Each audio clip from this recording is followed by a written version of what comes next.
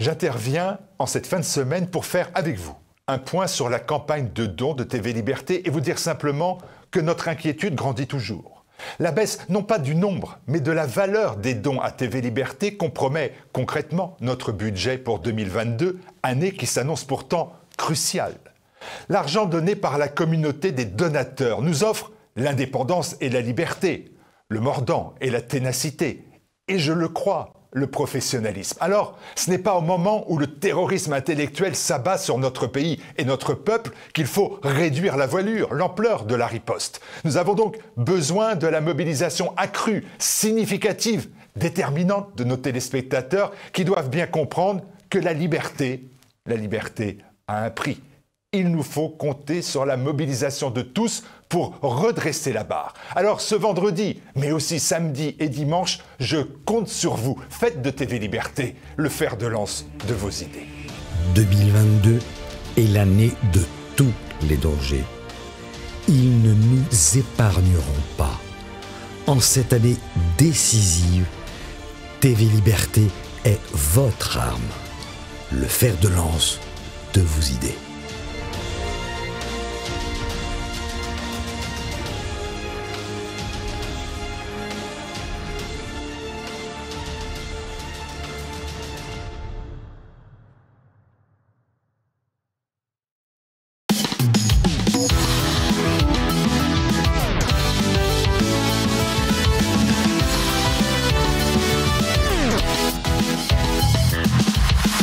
Bonjour à tous, nouvelle émission de Tête à Clash. 4 beaux clasheurs aujourd'hui. Jean-Pierre Colombiès, Anne-Sophie Hongre-Boyel-Dieu.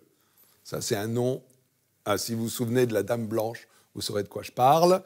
Laurent Arthur Duplessis et Christine Tazin. 3 sujets.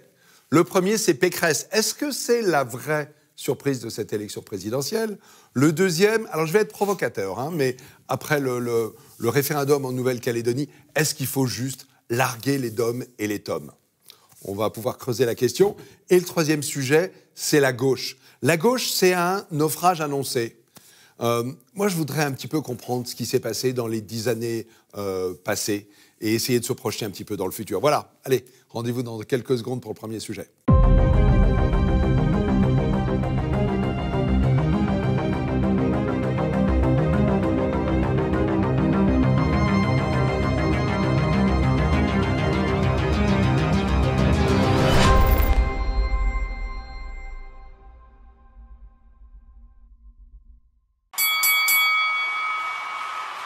Pécresse. Alors, le casting de la présidentielle est au complet. Vous allez me dire, l'invité principal n'est pas là. Et Emmanuel Macron ne s'est pas déclaré. Mais enfin, je ne sais pas qui doute de la candidature d'Emmanuel Macron.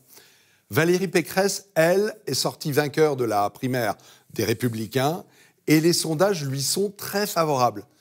Est-ce que c'est elle, véritablement, la bonne surprise, en tout cas la surprise, plus que Zemmour? Jean-Pierre Colombiès, je vous cède la parole. Oui, bonjour.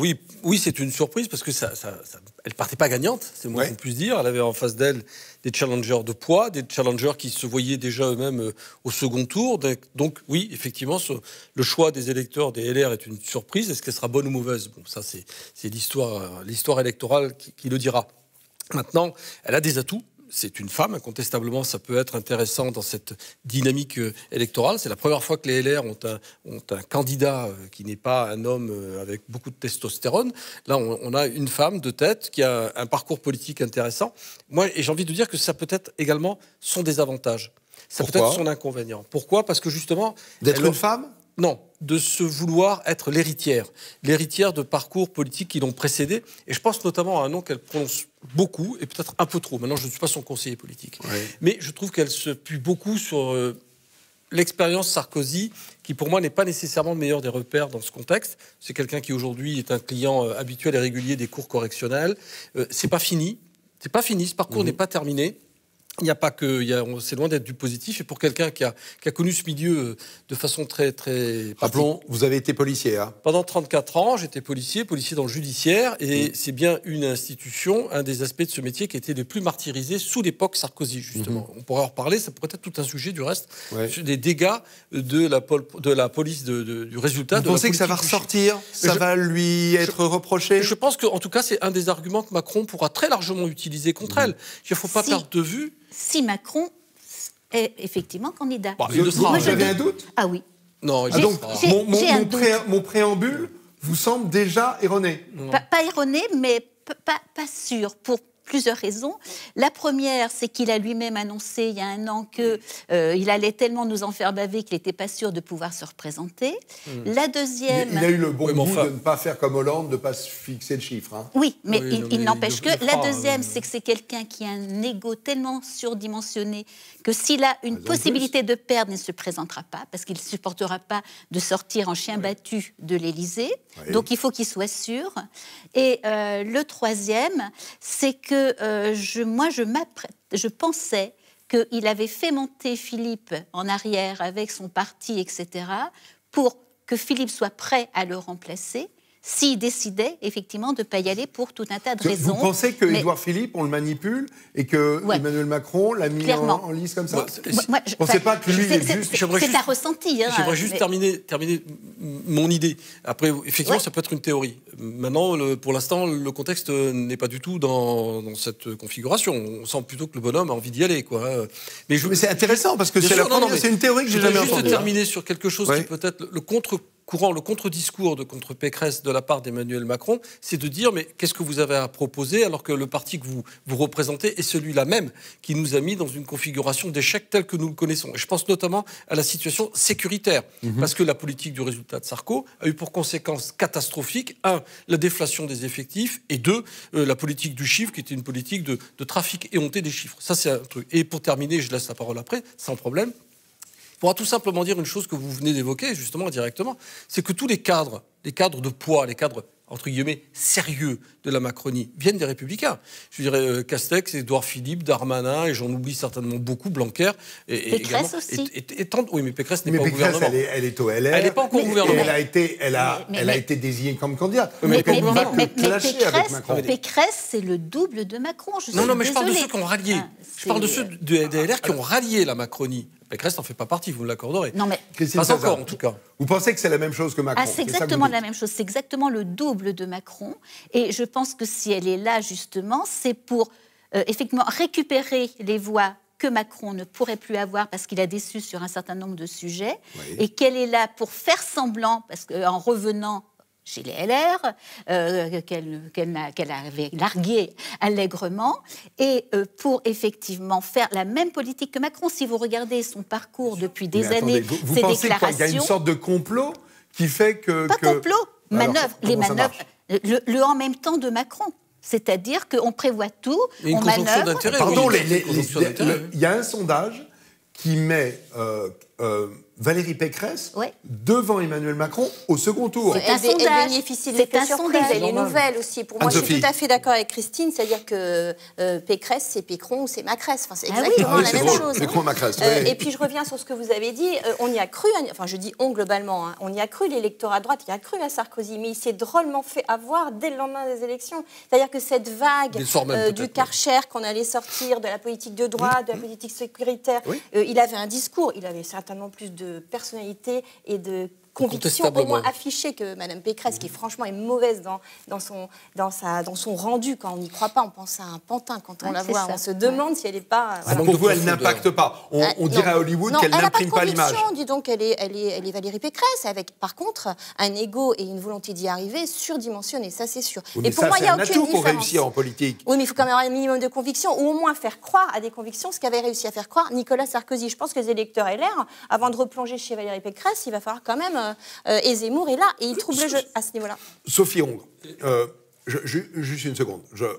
Elle a quand même des compétences, Pécresse. Elle a été 2 fois ministre de l'enseignement supérieur. Mais un ministre, ça ne sait rien faire, vous le savez très bien. Et elle préside la plus grosse région de France. Oui, 12 millions d'habitants, je ne sais pas combien, 30% oui, du c'est la PIB, gratuité dans les transports en commun pour les clandestins. Valérie Pécresse, par exemple, à la tête de la région. C'est ce genre de choses. C'est une fois blanc, une fois noir. Ça ne va pas à son crédit, ça? Ah ben non. Oh bah, pas par rapport. Si on regarde globalement... Oui. On va juste évoquer les autres candidats. Marine Le Pen est députée. Oui. C'est tout. Et Éric Zemmour. Oui, bah lui c'est la surprise, la vraie et la, à mon avis, bonne surprise. Et il y a quand même Ciotti, il ne faut pas oublier, vous n'avez pas parlé de Ciotti, mais il est arrivé deuxième. Ciotti, il a perdu. Oui, mais il est quand même arrivé deuxième, c'est une surprise qu'il arrive deuxième, c'est la vraie droite quand même. Ciotti, regardez, le système des partis politiques en France a été bouleversé à gauche, notamment par l'éruption de Macron. On va en reparler et le déclin chronique de la gauche. Oui. Normalement, on s'attendait à ce que les LR suivent le même chemin de dislocation. Et en fait, que fait Ciotti?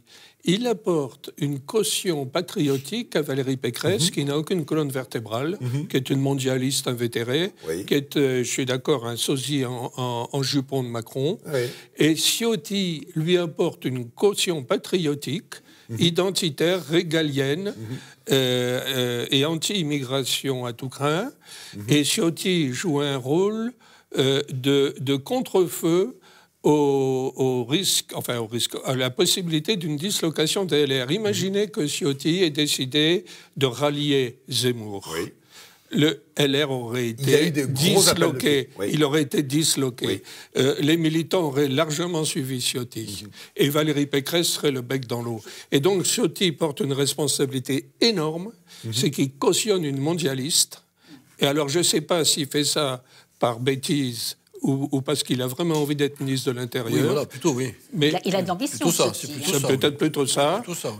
Mais en tout cas, il met le carriérisme au premier plan de ses choix. Pardon, je vous le voyais en négatif, je vais peut-être être un peu provocateur, mais c'est un atout pour Valérie Pécresse d'avoir Ciotti dans son camp. Pour être élu, oui. On va dire, il y a une pelle à droite. Pas du tout. Elle a un autre atout, je pense que c'est pas négligeable, c'est de bénéficier. Parce qu'on pourrait parler d'Hollande un peu dans le même côté. Pour d'autres raisons, on pourrait faire la comparaison avec François Hollande. François Hollande, on ne peut pas dire que ce soit l'archétype de l'homme de gauche. Vous me l'accorderez. Mais Pécresse peut très bien bénéficier de ce dont Hollande a bénéficié face à Sarkozy, c'est-à-dire d'une sorte d'indigestion de Macron. Et quelque part, servir... Là, on parle de casting pur, d'esthétique. Et quelque part, justement, d'apporter une caution morale plus apaisée, en tant que femme également, et de battre Macron sur la corde. Là, vous êtes au deuxième tour, Jean-Pierre. Oui, mais je pense qu'elle a toutes les chances d'être... Vous savez pourquoi vous pensez qu'elle va passer l'épreuve du premier? J'en sais rien, j'ai pas de boule de cristal. Je dis qu'elle a toutes ses chances. Pourquoi? Parce que les gens pourront voter pour elle, je dirais, même en sachant tout ce que vous venez de dire, vous avez tout à fait raison, mais parce que ils auront moins mauvaise conscience qu'en votant Marine Le Pen. Ou qu'en votant Éric Zemmour. Ou en votant Macron. Ou en votant Macron. Parce que ce qui veut dire que... Alors attendez, ma théorie, c'est l'appel de droite, c'est Ciotti, l'appel de gauche, c'est Bertrand. En association avec Pécresse, en association avec Valérie Pécresse. Oui, qui a pas mal réussi son coup, parce que immédiatement élue, elle est allée voir chacun, d'abord Ciotti, le perdant. Donc comme ça vient d'être dit... Et ensuite tous les autres. Oui, mais vous voyez, si Ciotti, comme je disais tout à l'heure, avait dit « moi, je rallie Zemmour », qu'est-ce qu'elle serait devenue, Pécresse? Qu'est-ce que les Républicains seraient devenus? Et qu'est-ce que les Républicains seraient devenus? C'est pour ça que je dis que Ciotti, c'est l'assurance vie des Républicains actuellement. Alors, vous lui en voulez à Ciotti? Oui. Mais c'est pour ça qu'ils ont fait en sorte... C'est pour ça qu'ils ont fait en sorte d'éliminer au premier tour les autres pour ne garder que Pécresse et Ciotti, parce qu'ils ont besoin, Macron a besoin, qu'effectivement on ait une LR, une femme, en plus, voilà. Mais c'est qui Christine? Parce qu'il y avait un pool, alors j'ai peur de dire une bêtise, de 130 000 électeurs, 95 000 ont voté, je crois. Mais on sait qu'il n'y a aucune élection interne dans les partis qui soit juste. Tout est manigance. On sait que Pécresse, elle a fait voter des immigrés étrangers, etc. Et on sait qu'il y a des manœuvres, il y a des gens qui sont à la manœuvre. Voilà. De toute façon, si c'est Ciotti et Pécresse, qui normalement étaient dans les derniers, qui sont arrivés, c'est que c'est voulu, et pas seulement par les LR. À mon avis, c'est voulu par la Macron. L'électeur LR, il a réfléchi stratégique. Une partie a parlé avec son cœur. Et qui sait, et une autre... il y a la moitié, il y a eu pratiquement un doublement des effectifs en 2 mois des membres et des militants. Et vous le voyez pas comme un exploit. Donc, qui c'est l'électeur LR? Oui. Il y a des tas de gens qui ont pris leur carte dans les 2 derniers mois et qui n'ont aucun lien avec LR, qui n'avaient aucun lien avec LR. C'est complètement trafiqué, cette élection, mais complètement trafiqué. Même si, en fait, il y a eu effectivement, et je crois d'ailleurs chacun s'en vantait, chacun des 5 candidats se vantait du fait qu'il avait réussi à ramener de nouvelles personnes, le jeu des à payer une cotisation. C'est le jeu des primaires, c'est comme ça. Alors moi, je voulais dire quelque chose. J'ai écouté Alain Minc ce matin, une fois n'est pas coutume, et il a une crainte, Alain Minc. Moi, j'aime bien quand il a peur, Alain Minc. C'est intéressant. Il est en train de se dire que la candidature d'Éric Zemmour rallie les CSP+. Oui, indéniablement. La bourgeoisie, entre guillemets, je reprends ces termes, la bourgeoisie de droite, voire très à droite, qui n'aurait pas pu, parce que ça sentait un peu mauvais de voter pour Marine Le Pen, le parti de la coiffeuse, voilà, comme il l'appelle, et qui va rallier à Éric Zemmour par son vote. Alors, et ça, c'est mauvais pour Valérie Pécresse, exactement, qui, elle, est vraiment l'air bon teint. Donc là, on revient au premier tour, Anne-Sophie. Voilà. C'est-à-dire que vous, l'analyse de Minc, c'est de dire que finalement, l'électorat naturel de Valérie Pécresse, la bourgeoisie de droite, Cato, si vous voulez, ou pas, voilà. J'ai même entendu dire la bourgeoisie des stations balnéaires. Voilà, si vous voulez. Aurait plutôt tendance à voter Zemmour que de voter Pécresse. Ça y est, en tout cas, il rallie ce que n'aura jamais fait le parti du Front National, du RN aujourd'hui, parce qu'il y a toujours eu une connotation un peu populaire et vulgaire à voter RN. Là, il se décomplexe, l'électorat de droite, et ça peut être très mauvais pour Valérie Pécresse. Voilà. Et donc très bon pour Emmanuel Macron. Non, mais ça, il ne faut pas réagir très comme bon ça. pour Éric Zemmour. Voilà. Je ne suis pas sûr qu'Éric Zemmour arrive à aller jusqu'au bout. Parce que j'entends déjà parler du vote utile, voter Valérie Pécresse, voter utile. Jusqu'au second tour. Il se passe actuellement quelque chose d'extraordinaire. Il y a une vague populaire. Il y a quelque chose qui me rappelle, je parle de Zemmour. Il y a quelque chose qui me rappelle effectivement Bonaparte. Bonaparte qui arrive comme ça, il arrive au bon moment, et parce qu'on en a besoin, et qu'on a besoin de quelqu'un. Et Zemmour, parce que justement il n'a pas été élu, parce qu'il ne fait pas partie de la caste dont les gens... Le peuple moyen en a plus qu'assez, parce que les promesses, alors on parlait de Sarkozy, et les promesses de Hollande, de Macron, tout ce qu'on est, ils en ont soupé. Tous les abstentionnistes qui depuis des années augmentent, ça n'est pas un hasard, c'est aussi cette déception, c'est tous pareils, etc. Zemmour, moi j'entends énormément autour de moi d'abstentionnistes réguliers dire « je vais me réinscrire, je vais m'inscrire sur les listes électorales, je vais voter Zemmour ». Il se passe un mouvement populaire qui est extraordinaire, qui est inédit, qui peut aboutir... Si je peux me permettre... Attendez juste une seconde, je vais apporter un peu de contradiction à Christine Tazin. Mon job, c'est aussi ça. Une des faiblesses de Zemmour, c'est l'électorat féminin qui vote très peu pour lui. Oui, ça, c'est ce qu'on veut vous faire croire. Mais avec Catherine, on n'est pas d'accord. Oui, il y a des femmes avec Zemmour. Il y a un mouvement de femmes avec Zemmour. Mais ça, c'est certain. Ça, c'est l'image marketing. C'est certain, mais c'est les sondages qui disent que les femmes et les couches populaires ne votent pas Zemmour. Il va falloir que les femmes, d'ici, on a encore 4 mois, pour leur faire entendre, nous, qu'un homme misogyne qui a mis à la tête de sa campagne une femme, il n'est peut-être pas si misogyne que ça. Juste ça. Je veux dire, simplement cet élément... Et puis c'est pas ce qui menace les femmes en ce moment en France, c'est pas Éric Zemmour. Non, mais c'est pour ça. Je veux dire, ça, c'est l'argument d'Éric Zemmour, bien sûr. Il a raison, il n'a pas tort. Jean-Pierre. Je pense qu'effectivement, l'expression Zemmour, je ne parle même pas de candidature Zemmour, je parle de l'expression Zemmour est un coup de pied dans les tibias de toute l'oligarchie politique. Parce qu'il a ouvert la boîte de Pandore, il parle haut et fort de sujets dont tout le monde parle par ailleurs. On peut dire ce qu'on veut, que c'est le café du commerce, puissance 10 au niveau des plateaux télé. Moi, je veux bien, un petit peu quand même. Mais cela dit, ce qu'il dit, dans bien des cas, est frappé du bon sens. Voilà. Et il gagne en cela par rapport, notamment, et ça c'est une partie du sujet qui sera évoquée après, mais par rapport à une gauche populaire qui a totalement perdu la connexion avec son électorat de base. Et c'est ça ce que récupère Éric Zemmour. C'est-à-dire que l'électorat...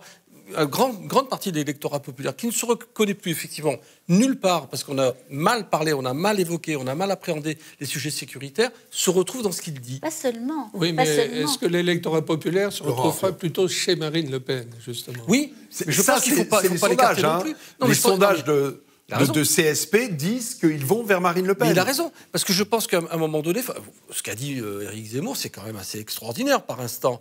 Marine Le Pen aurait dit la moitié de ce qu'il a dit, elle aurait été clouée au pilori. Il l'est, lui, cloué au pilori. Oui, mais ça aurait été pire encore, je pense. Et vous avez commencé votre témoignage en parlant de Valérie Pécresse comme femme, et finalement, vous avez parlé de l'enveloppe et de la forme. Oui. Et on finit en parlant du fond. Et pour moi, le fond, c'est effectivement Éric Zemmour. Est-ce que ça c'est dans la durée? Ça, je suis pas sûr. La question, on le voit bien ici. Hein, on voit bien les invités du plateau. L'émission a commencé il y a déjà quelques années. Hein, il y en avait que pour Marine Le Pen, en gros. C'était la seule. Et d'abord, c'était la seule. Et elle était parée de beaucoup de vertus. Depuis l'apparition d'Éric Zemmour, c'est un peu haro contre Marine Le Pen. Est-ce qu'elle n'est pas enterrée un peu tôt, quand même? Elle s'est enterrée toute seule. Enfin, je veux dire, elle n'a pas arrêté de reculer sur les éléments fondamentaux que sont l'immigration, l'islamisation, l'insécurité, l'Europe, etc. Oui, mais ça a marché dans les sondages. Ça lui a permis d'élargir son... Ça a marché pour qu'elle soit au deuxième tour face à un Macron triomphant. Les dernières élections n'ont pas été bonnes pour elle. Mais fondamentalement, je ne suis pas d'accord pour parler de café du commerce, parce que les thèmes abordés par Zemmour sont essentiels, sont très forts, parce que la France d'en bas, c'est elle qui en bave à cause absolument d'accord. Sauf que Zemmour ne lui parle pas à Zemmour, il arrive à convaincre les non, CSP+. c'est pas vrai. C'est pas vrai. C'est pas vrai, parce que c'est compliqué moi je vois quand on discute dans les villages, dans les villes, des gens qui n'ont jamais fait de politique, qui ont des métiers manuels, qui n'ont pas fait Sciences Po, heureusement, qui sont là. Je ne me suis jamais engagée, et là je veux m'engager avec Zemmour, je veux aller coller des affiches, je veux distribuer, je veux qu'il gagne. Cette France-là, Zemmour la touche, même si on vous dit le contraire sur les plateaux télé. Il se passe quelque chose d'extraordinaire. Ok, donc vous pensez que la vague continue. Laurent Arthur Duplessis, vous avez le sentiment que la vague Zemmour se prolonge ou qu'elle est en train d'un petit peu de perdre de l'énergie? Je pense que l'opinion étant assez volatile en ce moment, je pense que c'est vraiment vers le mois de février qu'on saura les lignes de fond, les tendances de fond de cette élection, parce que il y a eu un effet Pécresse parce qu'elle a été élue par le parti. Il y a eu 12 heures d'antenne aussi, avec des débats sur les quelques débats qui ont eu lieu. Et ça aurait été Bertrand ou Barnier. Il y aurait eu un effet Bertrand ou Barnier. Hein. Donc il ne faut pas s'hypnotiser sur l'effet Pécresse, ça va retomber en partie. Et d'autre part, Zemmour corrige petit à petit son style. Il comprend qu'il faut qu'il s'ajuste, il comprend qu'une campagne électorale, c'est spécial. Et je vois bien que petit à petit, il essaye de se réajuster. Il va être de plus en plus performant, Zemmour. Il apprend. Et il apprend. Il apprend vite. Et il apprend vite. Et il apprend très vite, c'est un surdoué, il apprend très vite. Alors maintenant, il va falloir qu'il trouve le chemin du peuple. Le peuple se nourrit pas beaucoup des citations littéraires, il se nourrit pas beaucoup d'abstractions culturelles. Il va falloir trouver un langage pour le peuple, effectivement. Je pense qu'il va finir par le trouver. Il est victime un petit peu de ce qu'il est, de sa réputation. Il a la réputation d'être un cérébral, un intellectuel. Et donc... réputation qu'il nourrit à force de citations, à force de concepts. Mais là, pour parler au peuple, il va falloir abandonner un peu les citations littéraires et trouver une autre forme de langage plus simple et, je dirais, plus sentimental et émotif, etc. Et ces déclarations d'amour perpétuel à la France touchent les gens de façon très claire. C'est très bien. Ça, et peut-être aussi, faut-il qu'il soit plus physique, plus démonstratif, plus charnel. On en revient au casting physique. La question, c'est est-ce qu'on force sa nature? On en revient à l'esthétique. Est-ce qu'on force sa nature? Sophie. Moi, j'ai écouté son discours lors du meeting de Oui, c'était excellent, excusez-moi, mais physiquement, il a beau être tout petit. La salle était avec lui, en parfaite communion. Et moi, derrière mon écran, j'ai entendu un discours structuré, un discours de fond, un discours d'amoureux de la France et de nos racines chrétiennes. Et il y a une vraie mute. C'est une salle de CSP+, vous savez. Non, c'est une salle de fans. C'est une salle de fans. Oui, non, mais je parle du discours, le fond du discours. Alors, si je puis me permettre, pour avoir exercé une profession qui a été trahie par tous, je dis bien par tous, on y reviendra dans le dernier sujet, je me méfie de la suractivité. Et il ne faudrait pas que l'électorat confonde action réelle et agitation. Ce que j'avais reproché d'ailleurs à Sarkozy à l'époque, qui nous faisait pareil, un petit peu des démonstrations de ventilateurs, ce que j'appelle le ventilateur, et je vais régler ceci, je vais régler cela, ce qui ne se traduisait jamais dans les faits. Je dis bien jamais, et même bien souvent avec un effet contraire. Mais Jean-Pierre, est-ce que c'est pas le propre des campagnes électorales, particulièrement les présidentielles, d'avoir des promesses que personne ne tient? Oui, mais justement... est-ce que c'est pas le risque avec Zemmour, comme avec Pécresse? Zemmour fait le pari l'inverse, c'est-à-dire qu'il dit « moi, je fais pas comme eux ». Moi, je suis différent, je ne fais pas partie de cette oligarchie politique, moi, je vais agir. Okay. Donc, quelque part, je me méfie de ça. Donc, je suis apolitique, je n'appartiens à aucun parti. Je me situe un petit peu à la croisée des chemins. Et justement, je me méfie de cette apparence très guerrière, très vendeur un peu battleur de marché. Je me méfie un peu de ça, parce que c'est facile. Non, parce que c'est pas un politique, justement. Oui, mais c'est facile. Sa spécificité, c'est qu'il n'a jamais eu envie d'être député, président, tout ce qu'on veut. Non, oui, mais lui, Macron, il a un parcours qui va là-dedans, quand même. Vous savez, c'est marrant, je vais conclure là-dessus, parce que, en gros, il y a 3 tiers ici, 20 minutes, on a déjà largement débordé. Mais le premier sujet, c'était Pécresse. C'est vrai. Et on finit sur quoi? Sur Zemmour. Oui, mais c'est indissociable. Et c'est à chaque fois la même chose. Et ça me dit quand même quelque chose sur l'énergie qui est en train de se déployer autour de cet homme-là. Et je vais vous proposer une chose, et je vous parle aussi, vous, spectateurs, téléspectateurs, auditeurs. Je vous avais annoncé le deuxième sujet, Nouvelle-Calédonie et abandonner les DOM. On va le renvoyer au troisième.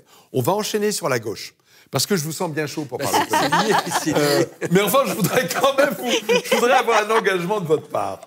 C'est qu'on ne commence pas sur la gauche pour finir sur Zemmour. On va commencer par Anne Hidalgo et on va finir par Zemmour. Mais c'est inévitable. Rendez-vous dans quelques secondes pour parler de la gauche, du naufrage, avec peut-être un tout petit peu moins de Zemmour dedans. À tout de suite.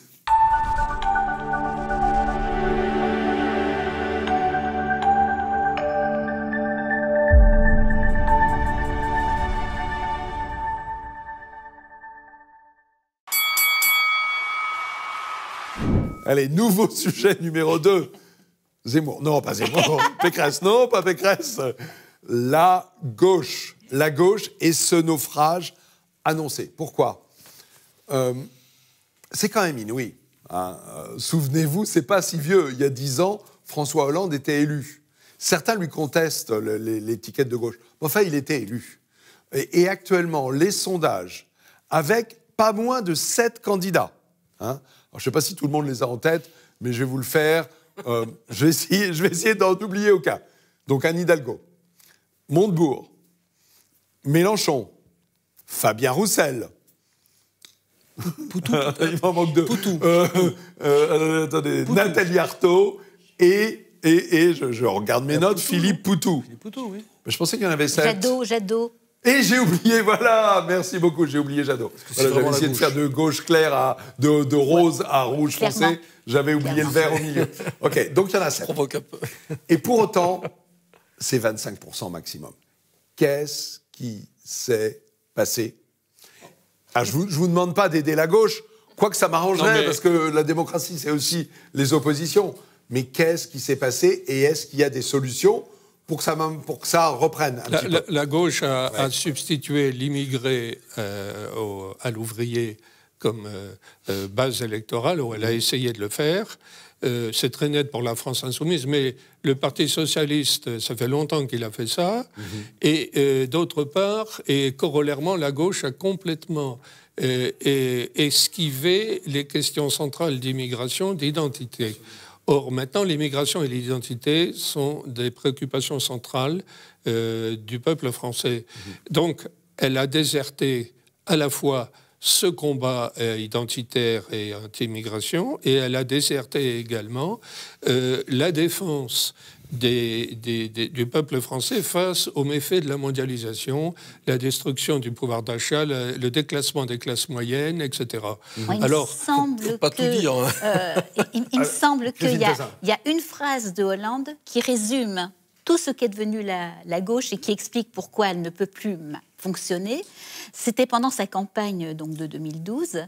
On l'interrogeait sur un plateau de télé sur le salaire et la concurrence effectivement faussée qui venait avec les produits du Bangladesh, de Chine, etc. Et lui, il a eu cette réponse qui aurait dû calmer les ardeurs de ses électeurs. C'est « Ah, mais moi, je suis socialiste, internationaliste. Moi, le niveau de vie du travailleur du Bangladesh est aussi important que celui du travailleur français. » C'est authentique, ça a été à quel moment? J'ai la vidéo, je l'ai relayée je ne sais pas combien de fois. Donc je trouve que là, en une phrase, on sait et on comprend pourquoi la gauche est devenue internationaliste. Elle l'était sur le papier, mais Marché n'avait quand même pas ces points de vue-là, qui disait attention, s'il y a trop d'immigrés, il n'y a plus de boulot.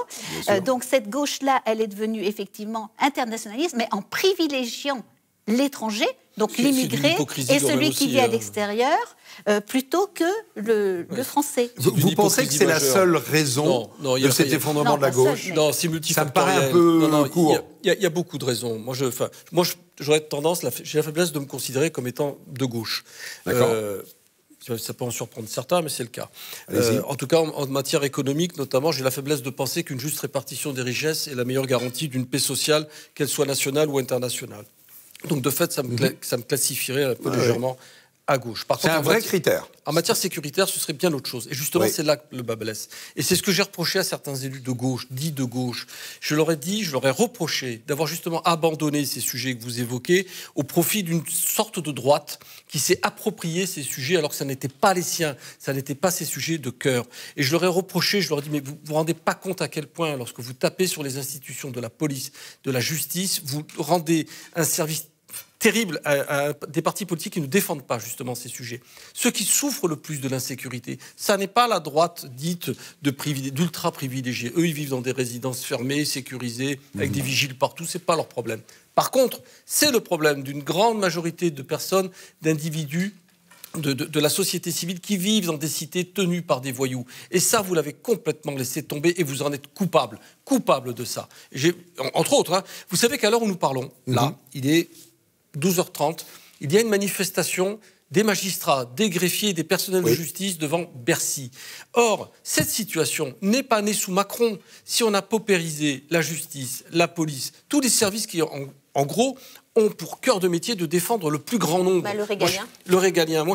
Derrière ce mot, il y a des gens qui souffrent. Le régalien, c'est les institutions qui gèrent, qui justement sont là pour défendre les plus humbles. Or, tout ça a été abandonné, pas simplement par Macron, ni par Sarkozy, mais par des gouvernements de gauche qui se sont arrangés pour laisser pourrir le fruit jusqu'à ce qu'il tombe de l'arbre. Et ça, c'est dégueulasse. Mais la justice est dégueulasse, parce qu'effectivement, elle a abandonné le français de base, elle a abandonné l'idée de nation. La gauche a abandonné. Pourquoi dites-vous tout simplement, il suffit de regarder le relevé des condamnations pénales sur le petit bourgeois, le petit français de base qui, cambriolé pour la 3e fois, finit par tirer dans le tas. Lui, il se prend 10 ans, 15 ans de prison. Non, mais il n'y a pas de stats là-dessus, c'est compliqué. Non, mais je finis. Du ressenti, mais il n'y a pas de stats. Il y a une liste de faits divers qui est claire. C'est-à-dire que vous avez des tas de pauvres gens qui sont agressés chaque jour, qui sont volés chaque jour. Le gars est appréhendé et il est mis immédiatement dehors. Ça, ce qui n'est pas notre cas. Donc, quand moi je dis que la justice, il y a longtemps qu'elle est de gauche, alors pas tous, et vous avez encore des magistrats honnêtes, etc. Mais ce qui pourrit notre monde, c'est aussi une justice qui est aux ordres, le mur des cons, c'est quand même quelque chose d'important. Pas seulement. Et je dis que la gauche dans son ensemble a complètement abandonné l'idée de nation. Et que ce n'est pas une question de petites gens d'autre chose, c'est qu'elle a abandonné la nation, c'est-à-dire qu'elle a abandonné l'idée de défendre les siens. Elle a abandonné le pragmatisme. Non. Mais si, je vais totalement dogmatique, c'est ça le problème. Je vais apporter un élément au débat. Certains disent que le péché originel de la gauche, c'est 1983.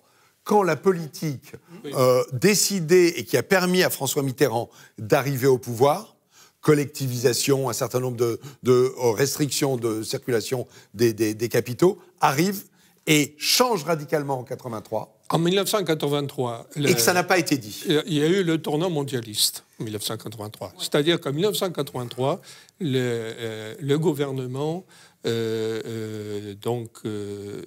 choisit... C'est la fin de Mauroy et c'est le début de Fabius. Et c'est Fabius, c'est-à-dire c'est le début du mondialisme dans la politique française gouvernementale. C'est le début de l'ouverture aux capitaux internationaux, à la vente à l'encan des grandes sociétés françaises, à une idéologie... Vous préfériez avant? Parce que... Alors, avant, il y avait des défauts. Vous préférez Mitterrand, 2 ans, les 2 ans? Il y avait des défauts avant. Mais pour corriger ces défauts, il n'était pas nécessaire pour autant de verser dans un mondialisme effréné. Oui, mais certains... Pardon, mon point... Alors, je suis étonné que vous veniez là-dessus, mais je vais essayer d'approfondir. En 83, ça aurait pu être le tournant vers la social-démocratie. Ce qui fait que les Verts et les sociodémocrates sont au pouvoir en Allemagne. Mais je vais la fameuse union. Je vais vous dire, la différence, c'est que l'Allemagne a eu une politique industrielle. Elle a gardé 21% de son PIB en industrie.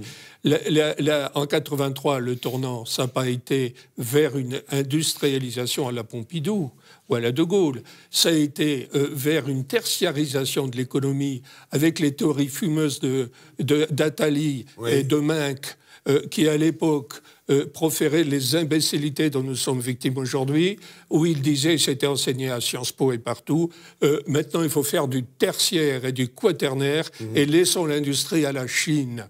Et c'est ce que nous payons aujourd'hui avec un chômage galopant et avec un commerce extérieur déplorable. Et ça, c'est la bêtise conceptuelle de la gauche de 83, celle d'Alain, celle de Jacques Attali, qui ne jurait que par le tertiaire et le quaternaire.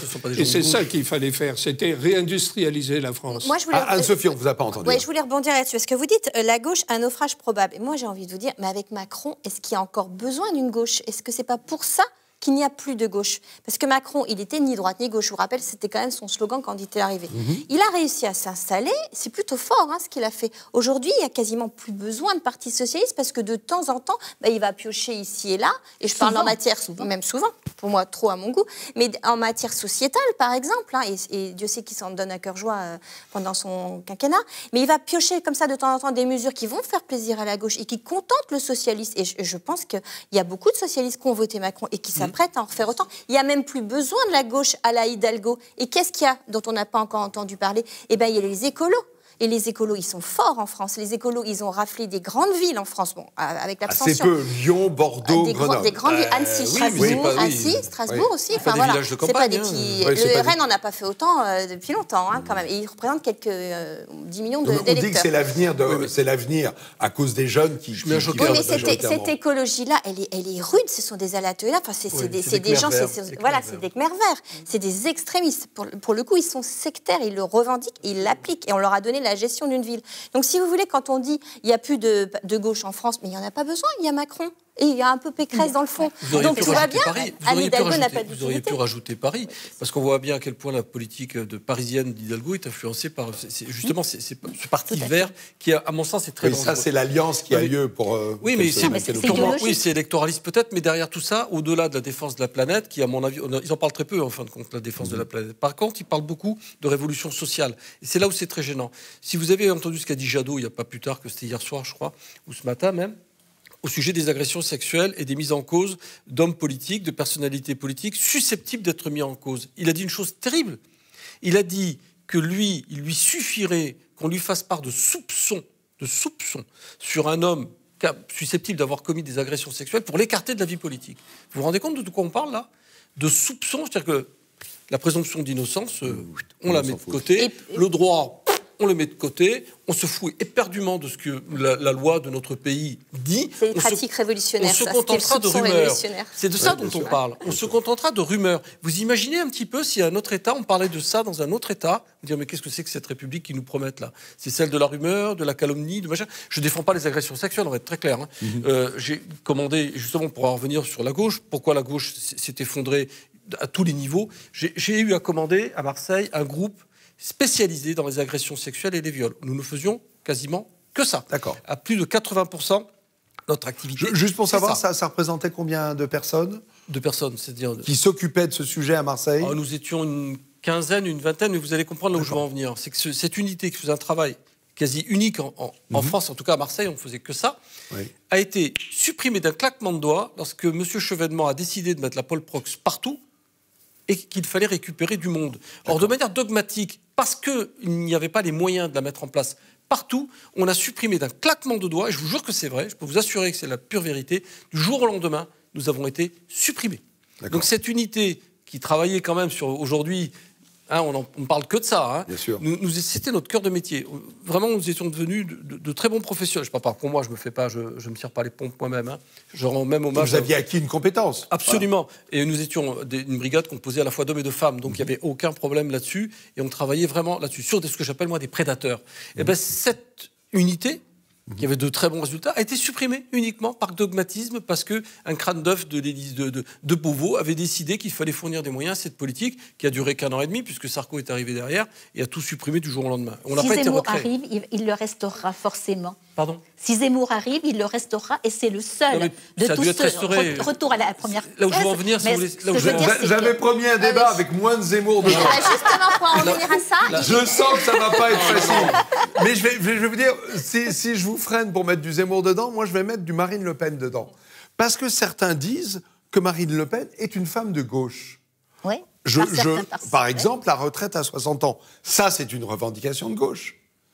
Est-ce que vous qui disiez Hitler était socialiste, qu'il n'y avait pas besoin de gauche parce que finalement Macron l'avait mangé, c'est sûr que si Marine Le Pen stagne et qu'elle n'arrive pas et qu'elle a perdu beaucoup de son électorat, on va dire son socle classique, c'est parce que pas mal de personnes pensent qu'elle a des notions de gauche, qu'elle n'est pas véritablement une femme de droite. D'ailleurs, Zemmour l'a dit, je le dis aussi, c'est une femme de gauche. Et ça, je comprends très bien quand il est ça. Et c'est pas que pour la retraite à 60 ans. Il y a des mots qui, au RN, ex-Front National, les gens n'avaient plus le droit de prononcer. C'était le grand remplacement. Zemmour, il s'en donne à cœur joie. Il y a quand même, je voulais le dire aussi, parce qu'on parlait de la gauche, Anne Hidalgo, qui quand même ne comprend rien, à rien. Elle me fait presque pitié.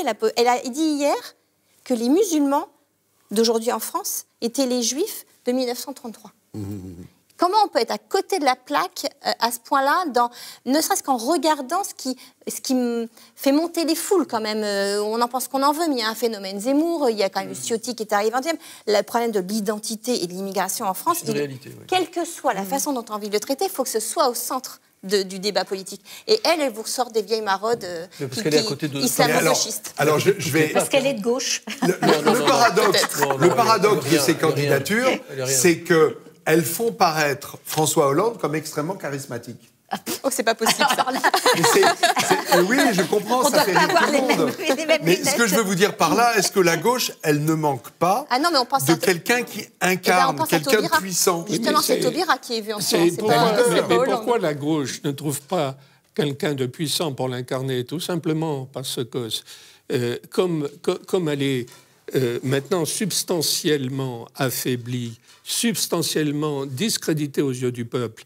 Je dirais qu'il y a un lien entre cette dévitalisation et l'absence d'un tel personnage. Regardez, les talents, maintenant, ils sont à droite, intellectuellement, dans la pensée, dans les médias. Les jeunes talents, dans les médias, ils sont à droite. La gauche ne produit plus de jeunes talents dans les médias, dans l'édition. C'est du rabâchage, ce sont des vieilles ritournelles qui ressortent. Il n'y a plus de créativité, il n'y a plus de talent, il n'y a plus d'imagination. Il n'y a plus de nerfs dans les milieux intellectuels. Il n'y a plus de nerfs non plus. Quand vous voyez qu'on a élu, enfin, j'ai rien compris. Non, mais pour moi, les LR ne sont pas à droite. Non, il n'y a plus de nerfs non plus. Comment ? De nerfs. Ah oui. D'énergie, si vous préférez. Oui, mais tout est lié. C'est-à-dire que son cycle est passé. La gauche, elle a régné. Moi, je veux faire un aveu, je n'ai pas compris l'élection d'Olivier Faure à la tête du Parti Socialiste. Mais parce que la médiocrité appelle la médiocrité. Je n'ai pas compris. Parce que ne veut y aller, tout simplement, parce que c'est tellement compliqué. Ce sont des forces séniles qui élisent un brave type qui n'a aucun talent, qui a des moyens intellectuels manifestement très exigus. Bon, aucun charisme. Alors c'est l'anti-Zemmour, il n'est pas surdoué, lui, c'est sûr. Mais je ne suis pas certain. Non, je ne crois pas. Non, là vous êtes dur. Non, là vous êtes cruel. Je suis pas. Non, il est cruel. Non, il est peut-être. Au moins, on peut connaître le courage. Non, il est cruel.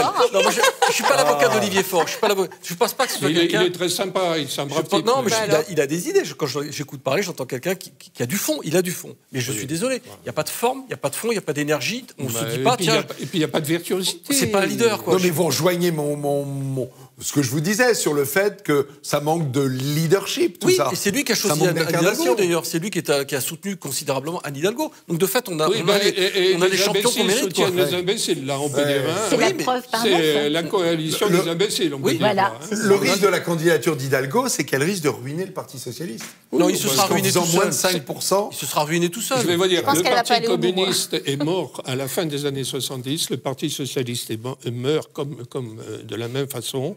Et je dirais, la gauche se cherche une voie nouvelle par l'écologisme. C'est effectivement une voie. Et ça ressemble à ce qui se passe en Allemagne, d'ailleurs.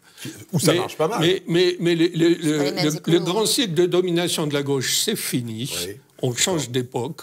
On entre dans un nouveau cycle où ça se joue à droite. D'accord. J'ai du mal... Alors, je vais essayer de remettre une bûche dans le feu, là. Parce que pendant des années, on a dit en gros que l'équilibre, c'était 50-50.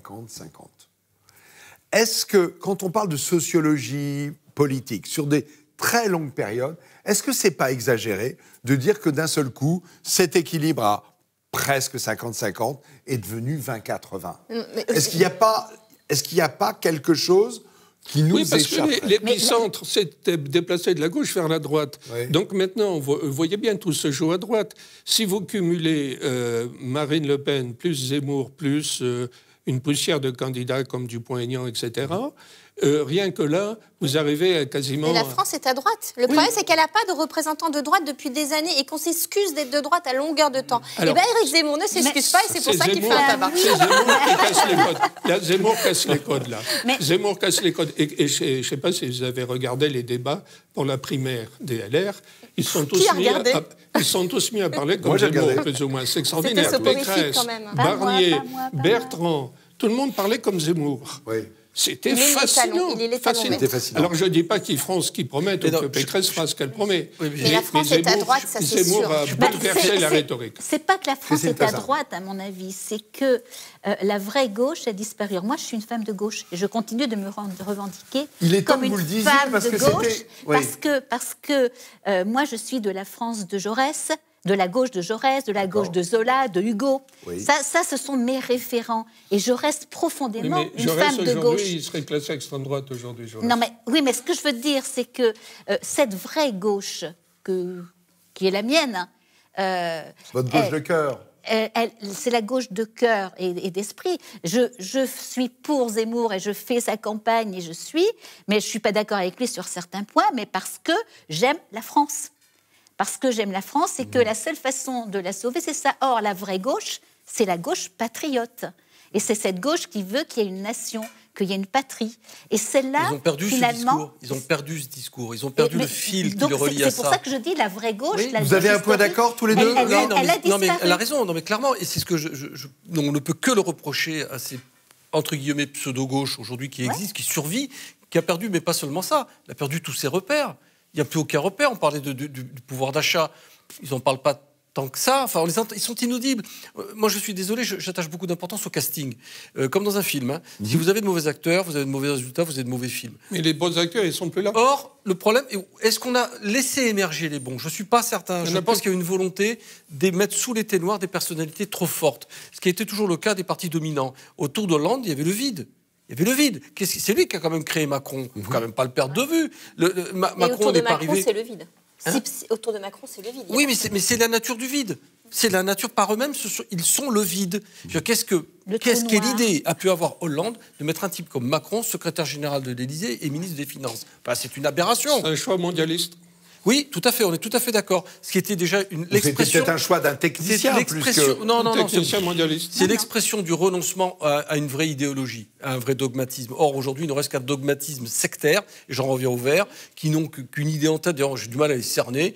Ça se limite aux arbres de Noël qu'on transforme, qu'on empêche, à la dinde de Noël qu'on veut plus, au foie gras, aux interdits et à la rééducation pour faire naître un être nouveau qui leur conviendrait. Ça va beaucoup plus loin que simplement l'histoire. C'est pas simplement la défense de la planète. On est véritablement dans une on dit les Khmers verts, mais c'est pas si loin que ça de l'idéologie Khmer et de la rééducation sociale. On est complètement là-dedans. Et c'est d'ailleurs ce qui me fait... J'apporte un bémol à ce que vous disiez tout à l'heure. Je pense que ça peut être aussi leur perte. Ouais. Parce que jusqu'à maintenant, on ne savait pas ce qu'il valait dans la gouvernance d'une cité digne de ce nom. Or, on les voit à l'œuvre, justement dans les grandes cités, même les gamins ne comprennent pas. Quoi. Personne ne comprend là où ils veulent en venir. On veut interdire les vols en avion, on veut mettre... Ils se mêlent de choses qui sont, bon d'accord, ça pollue l'avion, mais c'est pas en France, c'est pas l'aérovoile en France qui pollue la planète. Faut être un petit peu sérieux. Or, sérieux ne le sont pas. Et Anne Hidalgo s'est enfermée dans ce piège idéologique dans la capitale française par excellence, où cette pollution par des personnalités vertes très fortes, Alice Coffin, Sandrine Rousseau, j'en passais des meilleurs. En fait, quand elle s'exprime, on se demande face à quoi on se trouve. Face à une problématique psychiatrique ou idéologique. Vous vous retrouvez homme déconstruit quand vous... Oui, mais il n'y a que ça, effectivement. Il n'y a que ça. Non, mais elle a raison. Il n'y a que ça. Il y a que ça. Il y a la défense de la planète, peut-être, mais à la marge. Ça, c'est la clé pour ouvrir la porte. On va s'arrêter là. Entre-temps, Ignace a pas mal bossé. Je l'ai vu faire tomber plein de dessins. Alors, je sais qu'on va avoir quelques belles caricatures à la fin de l'émission. Il a eu pas mal de grains à moudre. C'est une première partie, et une deuxième partie très politique. Je vous propose de nous retrouver dans quelques secondes pour la troisième partie, où là, on va aller prendre l'air du large. Mais on va peut-être pas abandonner la matraque. Allez, à tout de suite.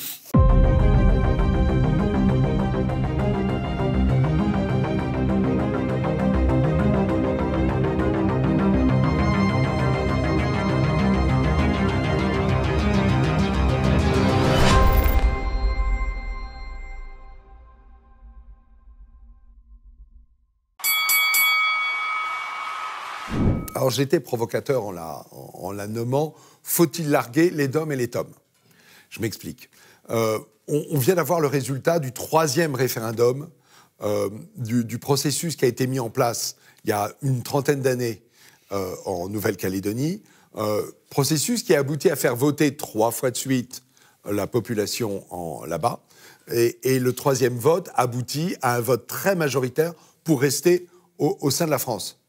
Sauf qu'on voit tout de suite qu'il y a un problème, c'est qu'il y a eu de nombreux abstentionnistes et qu'en réalité, il risque d'y avoir de nouveaux soubresauts, peut-être de nouvelles grèves, peut-être de nouveaux morts en Nouvelle-Calédonie. Parallèlement, il y a en Martinique et en Guadeloupe de très gros problèmes sociaux, des barrages, mais également des problèmes liés à la vaccination, des problèmes de santé publique, des problèmes d'éducation, des problèmes de chômage.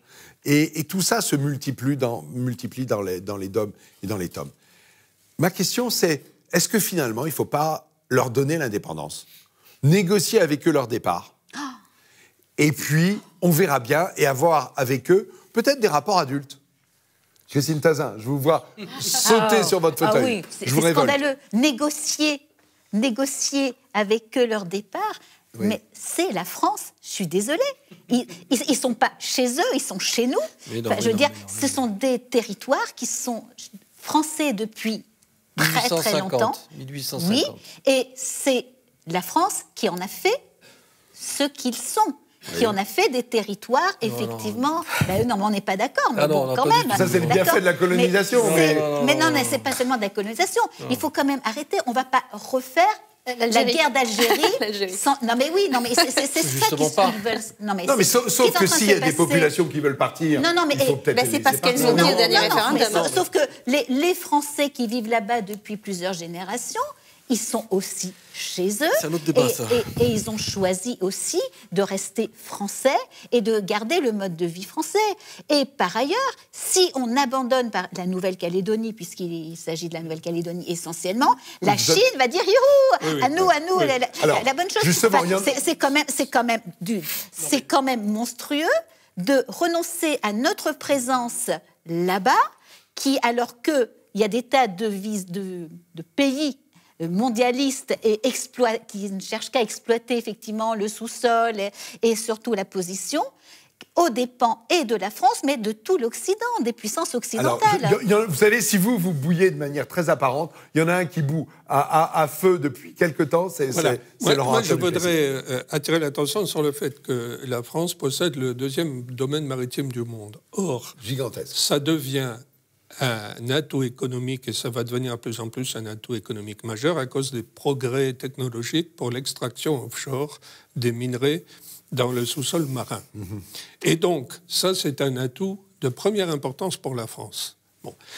Et abandonner cet atout serait vraiment une démission du point de vue géopolitique, puisqu'en effet, en plus de ce domaine maritime extraordinaire, la France a des points d'appui stratégiques pour la marine, etc., de façon à continuer à assurer une présence française dans un certain nombre de régions du monde. C'est pas coûteux, ça, finalement. Oui, alors pas si coûteux que ça, quand vous voyez pas si coûteux que ça. Parce que c'est très cher de les abandonner aussi. Hein. On n'est plus à ça près. Quand vous faites le bilan économique, par exemple, la Nouvelle-Calédonie, c'est un bloc de nickel. Le nickel, c'est troisième production au monde. Un minerai extrêmement précieux, extrêmement cher, et c'est une richesse extraordinaire sur le plan économique, le nickel. La Nouvelle-Calédonie surexcite les Chinois, parce que justement, ce serait un très beau butin économique pour la Chine. Et en plus, ce serait un point d'appui stratégique phénoménal pour la Chine, en plus. Alors, comme nous voulons avoir une politique dans l'Indo-Pacifique, comme on dit, eh bien, la Nouvelle-Calédonie, c'est un point d'appui absolument essentiel. Et Tahiti, ça suffit pas ? Non, mais ça s'additionne. Mais il n'y a rien. C'est surtout la Nouvelle-Calédonie là qui est importante. La Nouvelle-Calédonie, c'est un point d'appui stratégique essentiel dans la région. Et si mais là, vous faites fi des peuples. Mais vous me dites c'est l'économie qui prime. Je vais vous dire une chose. Là, vous êtes Laurent le mondialiste. Je vais vous dire une chose. La politique sociale de la France, pour ces pays-là, fera que l'indépendantisme dans ces pays ne va pas prédominer. D'ailleurs, vous voyez bien, les indépendantistes, ils ont voté, ils ont dit abstenons-nous de voter, etc. Mais c'est aussi pour pas que leur déculotté soit évident. Pas perdre, bien sûr. Pourquoi ? Parce que si la Nouvelle-Calédonie devient indépendante du jour au lendemain, elle sera, les populations défavorisées en Nouvelle-Calédonie seront privées des allocations familiales, des transferts sociaux, et elles seront livrées à elles-mêmes. Et ce n'est pas les Chinois qui vont leur donner des allocations familiales, des transferts sociaux. Les Chinois, ils vont exploiter le nickel. Les Chinois, ils vont se rendre odieux en Nouvelle-Calédonie comme ils se rendent odieux en Afrique. En Afrique, ils deviennent odieux, les Chinois. Et les Chinois, ils ne feront pas travailler la main-d'œuvre locale, ils feront travailler des Chinois. Et à ce moment-là, les indépendantistes, ils comprendront leur douleur parce qu'en plus, ils les feront marcher à la trique, les Chinois. Les indépendantistes. Ça fait 2 fois que je me fais taper sur les doigts. Je m'y attendais un petit peu. Je vais basculer de ce côté-là pour voir ce qu'ils vont me dire. Jean-Pierre. Non, mais presque tout a été dit, mais pas tout. Évidemment, on ne parlerait peut-être pas de la Nouvelle-Calédonie si la Nouvelle-Calédonie n'était pas le 3e producteur au monde de nickel, déjà. Peut-être qu'Emmanuel Macron n'aurait pas dit la phrase dont il a le secret, du style que la France était d'autant plus belle qu'elle avait gardé la Nouvelle-Calédonie. Alors que quelques mois avant... c'est le discours de dimanche soir. Oui, mais alors que quelques mois avant, il avait dit qu'en Algérie, la colonisation était un crime contre l'humanité. Enfin, c'est le en même temps. C'est le en même temps. C'est le en même temps, il nous y a habitués. Bon, moi, j'écoute même plus, de toute façon. Non, mais ça n'a aucun sens. Bref, il y a effectivement des intérêts stratégiques, économiques considérables qui fait que appréhender le problème de l'indépendance ou de la grande autonomie, qui est déjà très autonome, la Nouvelle-Calédonie, est un sujet très complexe. Parce qu'on ne peut pas non plus écarter le problème humain. Pourquoi ?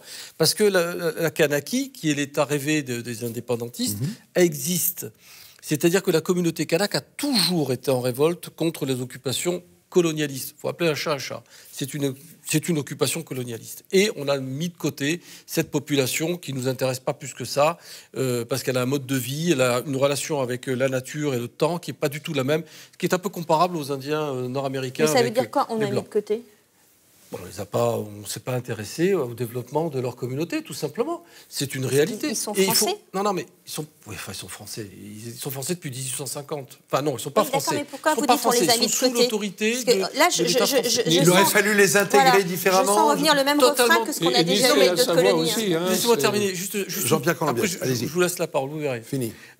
Depuis 1850, il n'y a eu que des rapports conflictuels avec les Kanaks. Je ne suis pas l'avocat des Kanaks, ils n'ont pas besoin de moi pour défendre leurs intérêts. Mais force est de constater que depuis 1850, il y a toujours eu des révoltes et des problématiques conflictuelles. Il ne faut pas oublier qu'on a peuplé cette île avec des bagnards, avec des proscrits, qui étaient... Vous faites un spectacle sur la commune. Absolument. Beaucoup de communards ont été envoyés là-bas. Beaucoup de bagnards, c'est une colonie pénitentiaire. Fondamentalement, il y a des colons, il y a eu effectivement une vague de colons, mais il y a eu aussi beaucoup de bagnards qui avaient le contrat en main de rester sur place après l'exécution de leur peine. Oui. Beaucoup de communards après 1871, beaucoup de proscrits algériens qui étaient eux aussi en révolte de leur côté contre l'occupation française. Donc c'est une population très complexe qui s'est mise en place. Et alors si on fait vraiment le détail de la population de Nouvelle-Calédonie, là il faut vraiment sortir la machine à calculer, parce que vous avez des Vietnamiens, des Wallis et Futuniens, vous avez des Haïtiens, vous avez enfin... Parce que c'est un lieu de croisement aussi dans le sud-est asiatique. Vous avez un peu de tout, quelques Chinois aussi,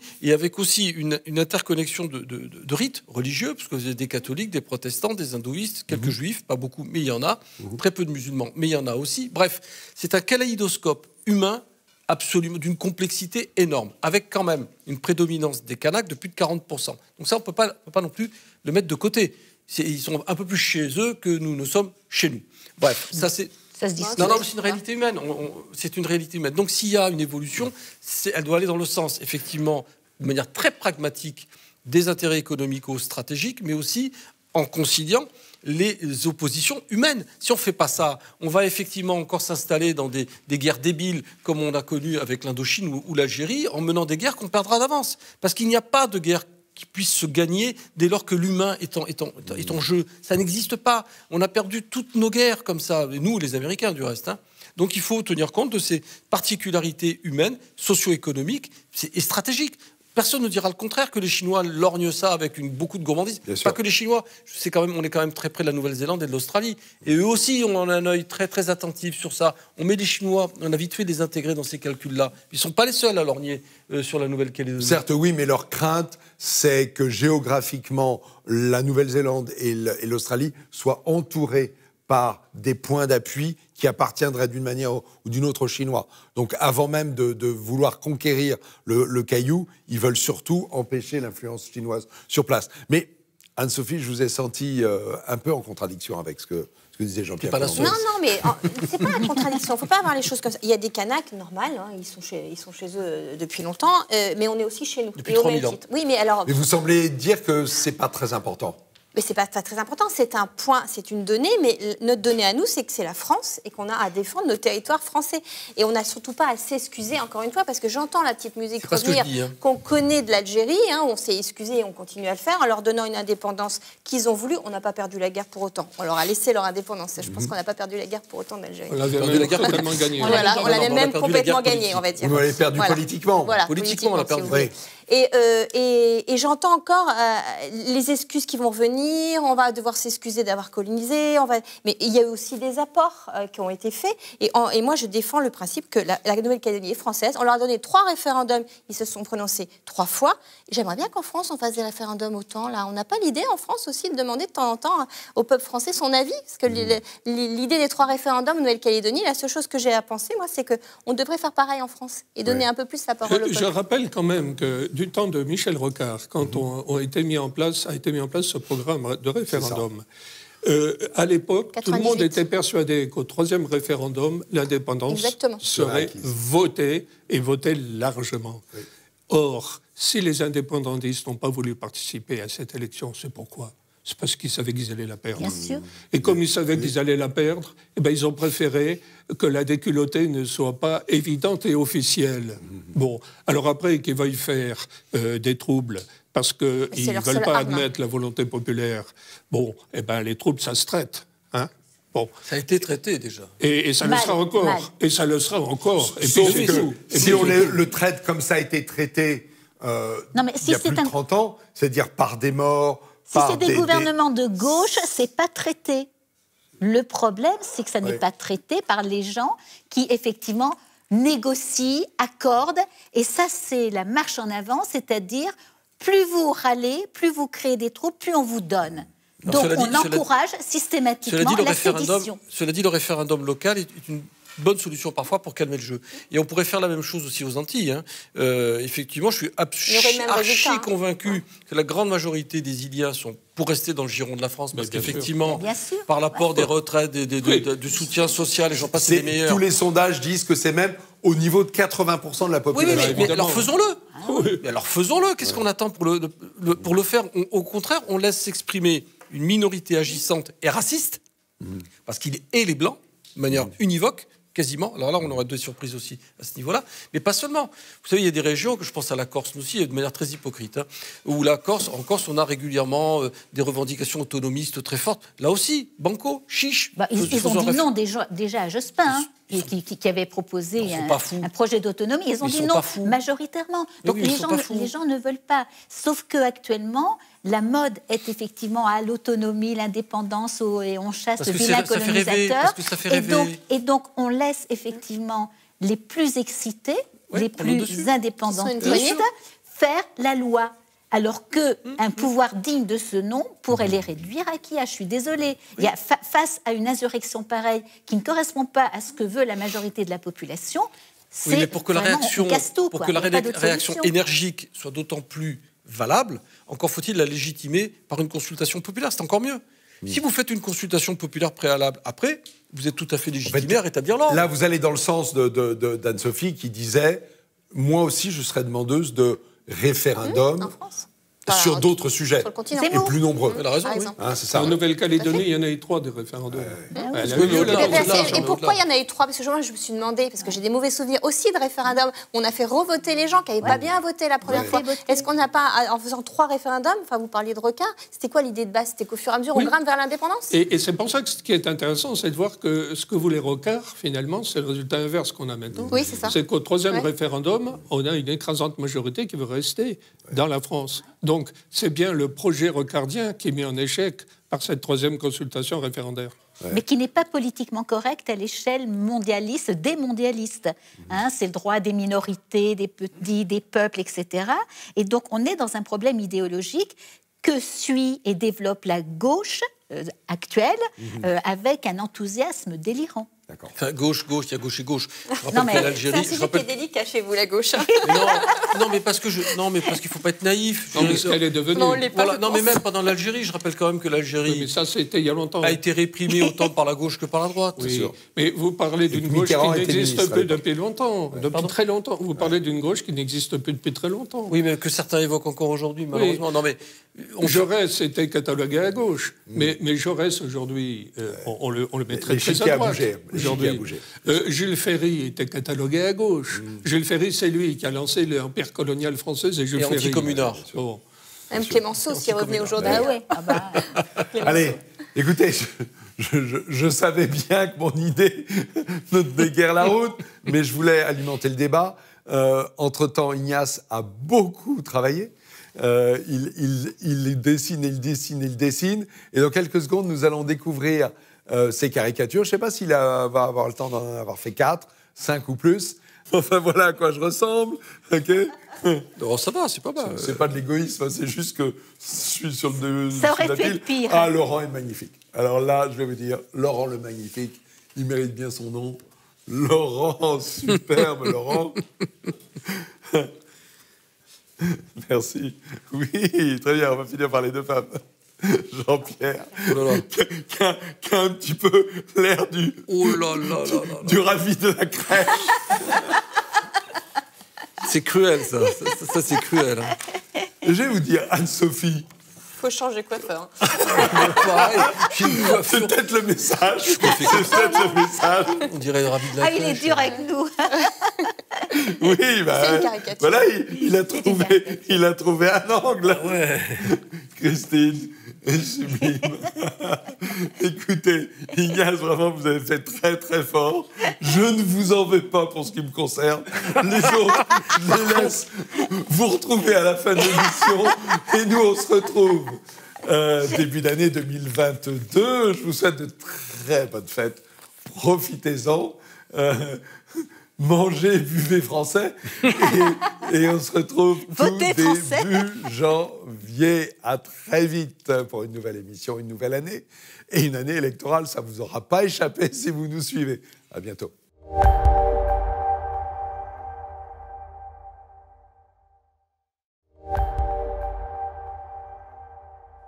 J'interviens en cette fin de semaine pour faire avec vous un point sur la campagne de dons de TV Liberté et vous dire simplement que notre inquiétude grandit toujours. La baisse non pas du nombre, mais de la valeur des dons à TV Liberté compromet concrètement notre budget pour 2022, année qui s'annonce pourtant cruciale.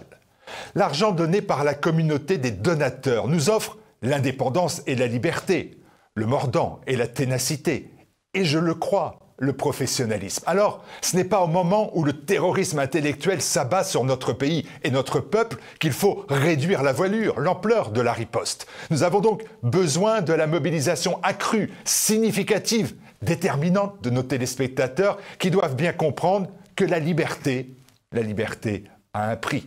Il nous faut compter sur la mobilisation de tous pour redresser la barre. Alors ce vendredi, mais aussi samedi et dimanche, je compte sur vous. Faites de TV Liberté le fer de lance de vos idées. 2022 est l'année de tous les dangers. Ils ne nous épargneront pas. En cette année décisive, TV Liberté est votre arme. Le fer de lance de vos idées.